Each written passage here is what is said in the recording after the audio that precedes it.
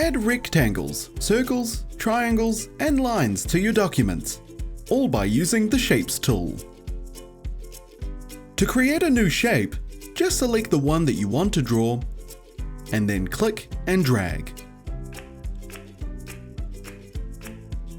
You can adjust their color, stroke, fill, and transparency before and after you've drawn them. To create perfect shapes, such as squares, circles, and right triangles, hold the Shift key while dragging. You can also switch your lines to dotted ones, simply by hovering the cursor above it, then use the menu like so. You can use this tool to block out parts of a document you don't want others to see by creating shapes with a white fill.